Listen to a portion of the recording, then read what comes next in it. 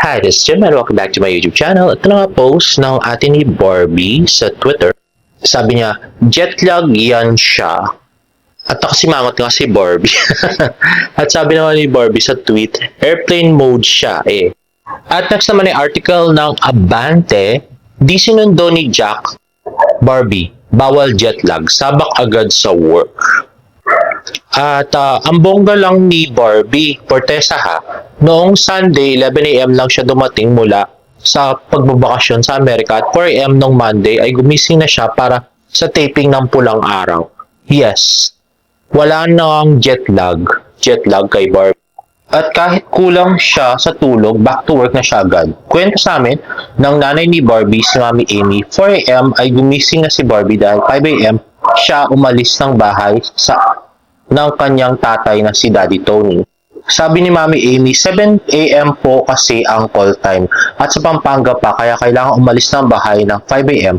Bawal po malate sa taping. Dahil nag-enjoy na rin naman si Barbie sa bakasyon niya sa Amerika, kaya ganado naman siya sa pagbabalik sa taping sa Pulang Araw sa Mexico, Pampanga. May isa pa kaming tinanong kung sinundo ba ni Jack Roberto sa airport si Barbie ba noong dumating ito, pero ang sagot ay hindi raw. Pero baka nga hindi nagpasundo si Barbie dahil kailangan niyang umuwi agad para kahit papaano ay makapagpahinga bago sumalang sa taping. Uy, asyumera ka, hindi naman pala sinabi ni Tita Amy yung dahilan kung bakit di sinundo ni Jack si Barbie. Anyway, post ng Bardonatics officials, please vote for David Licauca and Barbie Fortesa for the 2024 Net Makabata Star Awards, which aim to inspire future generations to uphold great ideas. To vote, kindly click the link on the post. Ayan na nga guys, so kung gusto niyo iboto si Barbie at si David, punta na sa link. So ipopost ko yon dito sa description para makaboto kayo guys. Next, so pinost nga ni Miss Angela De Leon sa kanyang FB, walang dayuhan ang magmamahal sa aming bayan. Paalam, Carmela. At yun ngang babala, huwag tularan ang isang traidor na gaya ni Mrs. Carmela Borromeo na kumakalaban at nagtangkang pumaslang sa isang Japanese Imperial Army officer. At yun ang kawawang Miss Carmela at si Francisco. Ayan. At meron pong TikTok video para rito. Let's watch this. Sabi nila, ang masamang damo, matagal mamatay. Pero pasasaan doon, mamamatay pa rin.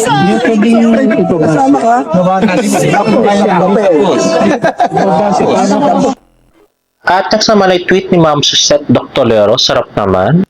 At ito nga ay palilibre ng Angels for Barda official may pa-food cart sila kay Barbie Fortesa sa Mexico.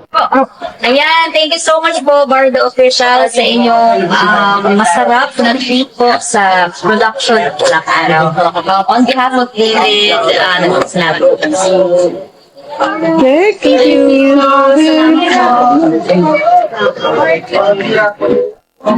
Sige po.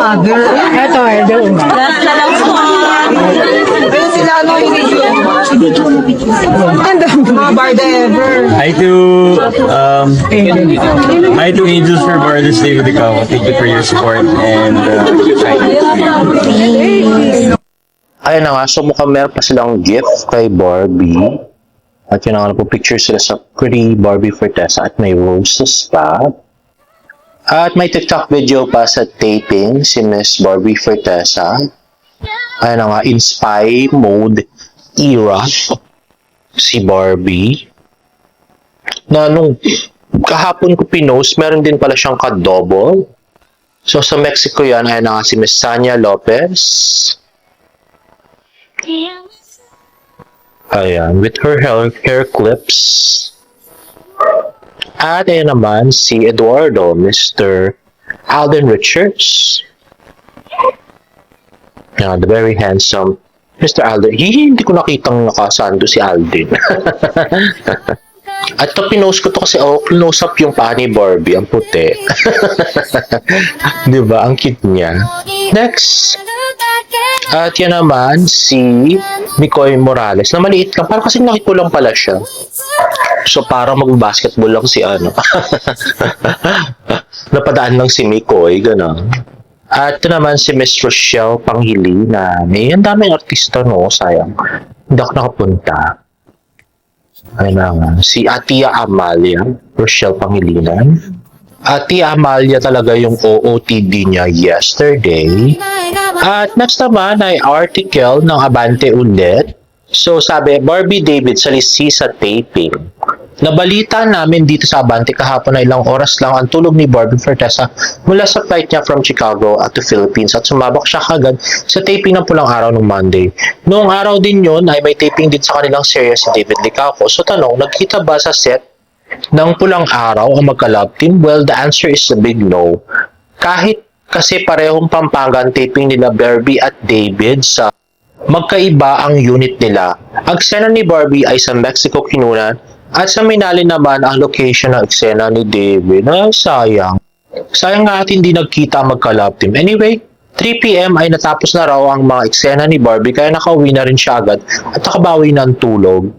Chika naman sa amin ng isang malapit sa kanya ay umattend daw si Barbie sa premiere night ng Hello Love Again nila Alden Richards at Catherine Bernard. At ito nga post sa FB ni Senyora, oh Barbie, after kitang imasad si Jack Roberto naman ha.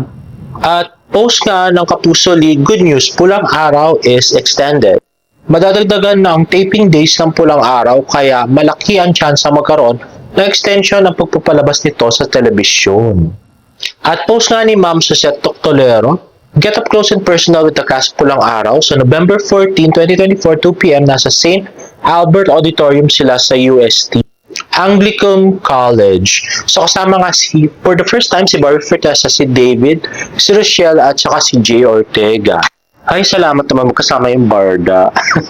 At saka at least si Rochelle yung kasama at saka si Jay, no? Hindi ko sino-sino. Anyway, post nga ni Me Taylors. So, behind the scenes ng Pulang Araw ka sa GMA Station ID.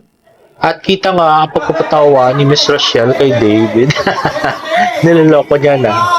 At bentang-benta naman kay David, no? Tawa siya ng tawa. Grabe. At yan na nga. At syempre bigay todo si Alden Richards. At si Miss Ashley Ortega. Ayan, no? Tawa ng tawa si Rochelle. Grabe.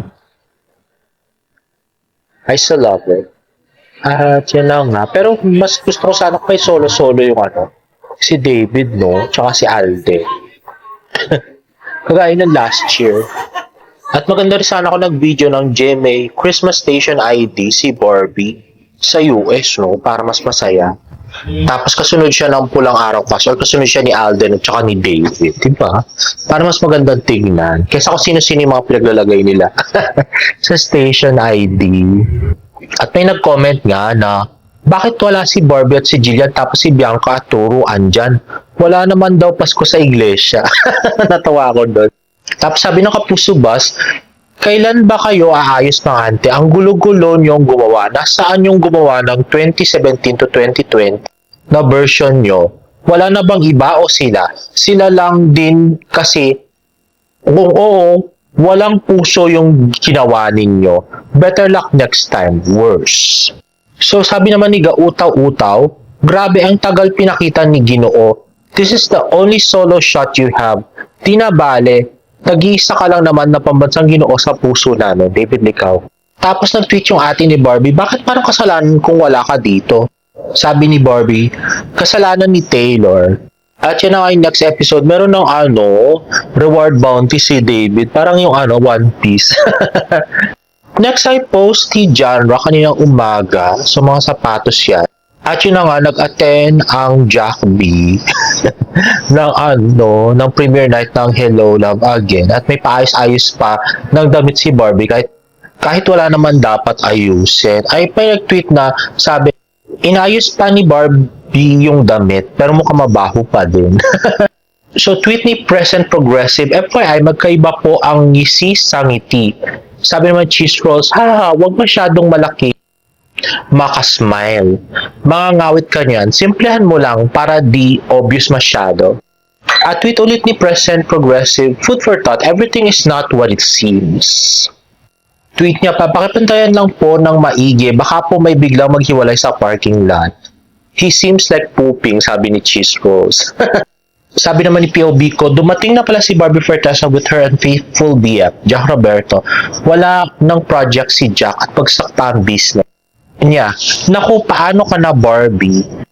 At may mga tweet nga si Ma'am Suzette na nabasa. Sabi niya, opinion ko lang, hanga ako sa mga artista na alam nila ang boundaries nila. Hindi dinidefine ng kissing scene o love scene ang ikagaganda ng storya. Sabi ni Len, hi Ma'am Suzette, sa opinion ko lang, di naman naghihingi ng kiss para lang mag-kiss o maglandian lang, kundi nakita namin na kailangan siya sa scene para makatotohanan at mag-feel ng audience ang love ng Adeshi na at miss nila sa isa't isa. Another tweet by Ma'am Suzette, oh, hindi pang Barbie ang comfort woman arc. Wholesome si Barbie, kaya nga, she's a good actress pero mas adult ang comfort woman. At kinote kaya ni Diva na ibig sabihin po ba ay hindi wholesome yung mga gumaganap na comfort woman, kaya sila kinuha sa roles.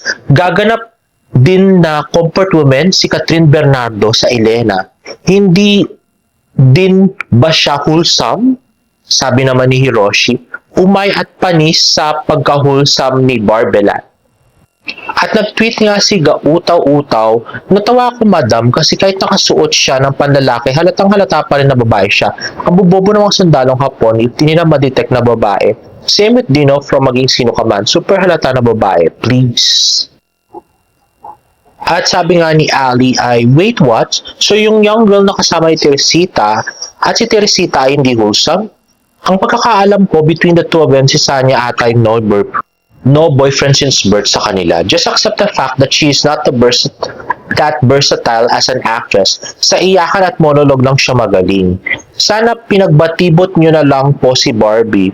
Tama na madam, ako po napapagod sa pagtatanggol nyo kanya at sa pulang araw. Tanggapin nyo na lang po na hindi talaga maganda ang pagkasulat mo sa serye tapos ang dami pang restrictions ni Barbie. At sabi ni Wu Fu, di ko talaga get yung nagagalingan kay Sedi kasi totoo lang hindi siya versatile. Laging isa lang ang atake sa role tapos ang dami niyang ayaw gawin. Bakit pa siya nag-artista kung ganyan? At nag-reply nga si Yumi ng, so lahat po ng comfort women na nandun na hindi wholesome, si Barbie lang, taray naman. So tweet nga ni Chururut, parang may galit si Ma'am Susie Doctolero kay Barbie Fortesa. No, ginawang ewan yung character. Yes po, bakit kaya parang taga-crying lady lang siya at sunod-sunuran ng ate niya na maarte at manandi?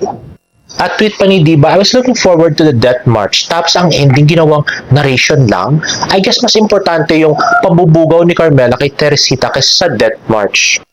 Yung pinipilit mong manood for support kaso I always end up getting disappointed. Guys, dapat hindi video clips yung death march, sabi ni Chichi. At tweeted day, storylines, plotlines, and pulang araw that's unnecessary and could have been removed. All the Borromeo family drama. Carmela pushing Teresita to some guy she didn't love. The quarrel of Adelina and Hiroshi. Like, do we need that? Adelina being treated badly by Carmela. Pulang Araw has so many filler episodes and the scenes that felt repetitive, which makes the story feel dragged out. But now the show crammed and rushed to important scenes and historical events and wasted the amount of screen family drama, making the pacing feel off. It's disappointing to see such a potential of historical drama squandered. It's not entirely bad, but just underwhelming. I still find the show better than most of the TV series that's airing. At next I tweet the loving mom, I was already trying to downplay it but the avid viewers noticed the unison sa comments on my post. Bakit ganito ang scene ng Adeshi? So, nangangamba sila na baka ganito lang sila ulit until matapos? Please give them more significant scenes, especially now that the series is nearing its end. You have to admit na sila ang isa sa mga inaabangan sa serye. What will become of them? At tweet ni Petrushka, medyo malamya nga kasi na-miss ko yung gigil na pigil when they've been showing sa mga eksena nila dati. O diba, daming nakapansin Sana makabawi. I'm sure may mga eksena pa silang parating. At tweet nga ni My Precious One, hindi lang sila, diba? Hindi rin masisisi ang director or writer kung mag-focus sila sa iba kasi Sa Adeshi kasi, ano po ba ang ipapakita ng Adeshi? Iyak ni B? Mga pre-attempt na kiss? Puro ganun na lang sila hanggang ganun lang kasi ang kaya. Hindi makausad ang karakter at story nila sa TS. At sa tweet nga ni Bellatrix, nakakalungkot lang, mga office mate ko na nanonood ng show, same din ang comment. Maganda sana ang show kung realistic ang approach. Kahit gaano pa kasakit, sa huli ang mangyayari. Parang hilaw kasi ang mga galawan, parang gumagalaw sa convenience ng artista at hindi ng story. Pag ganyan na mababasa mong sagot, nakakawalang ganang manood. Tapos another tweet, ayaw pang aminin ni Madam, yung most anticipated series, naging most disappointing series of the year. Ganda ng concept, palpak ang execution, sablay yung plot, sabog yung pag-build up ng kwento sa mga main characters, plus may restrictions pa yung isang artist. At another tweet ni Present Progressive, lagi na lang si B and her restrictions. Hindi na nga umiikot sa Adeshi ang story, siya pa rin ang nasisisi.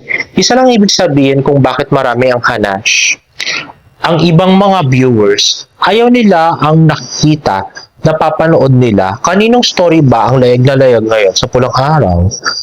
Si layag na layag ang tunay na bida sa Pulang Araw. Siya lagi ang daga-highlight. And there you have it, guys. If you like this video, please give it a thumbs up and please subscribe to my YouTube channel for more Barda updates. See you in my next vlog. Bye!